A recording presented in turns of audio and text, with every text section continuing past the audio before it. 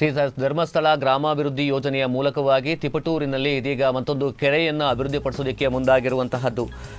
ಶ್ರೀ ಕ್ಷೇತ್ರ ಧರ್ಮಸ್ಥಳ ಗ್ರಾಮಾಭಿವೃದ್ಧಿ ಯೋಜನೆಯ ಮೂಲಕವಾಗಿ ತಿಪಟೂರು ತಾಲೂಕಿನ 11ನೇ ಕೆರೆಯನ್ನು ಇದೀಗ ಪುನಶ್ಚೇತನ ಮಾಡಲಿಕ್ಕೆ ಗುದ್ದಲಿ ಪೂಜೆಯನ್ನು ನೆರವೇರಿಸಲಾಗಿದೆ.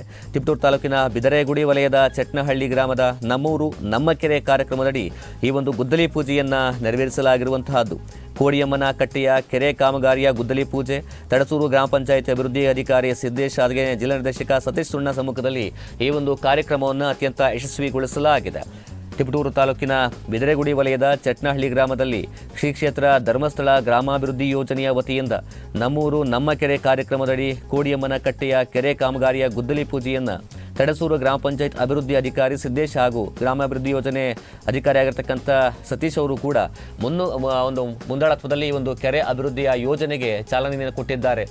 ಇತ್ತೀಚಿನ ದಿನಗಳಲ್ಲಿ ಕೂಡ ಸಾಕಷ್ಟು ಕೆರೆ ಅಭಿವೃದ್ಧಿಗೆ ಮುಂದಾಗ್ತಿರ್ತಕ್ಕಂಥದ್ದು ಧರ್ಮಸ್ಥಳ ಗ್ರಾಮಾಭಿವೃದ್ಧಿ ಯೋಜನೆ. ಆ ಮೂಲಕವಾಗಿ ಅಂತರ್ಜಲ ವೃದ್ಧಿಗೆ, ಸ್ಥಳೀಯವಾಗಿರ್ತಕ್ಕಂಥ ನೀರಾವರಿದ ವ್ಯವಸ್ಥೆಗೆ ಅನುಕೂಲ ಮಾಡಿಕೊಡ್ತಕ್ಕಂಥ ಕೆಲಸ ಕಾರ್ಯಗಳಿಗೆ ಮುಂದಾಗಿದೆ.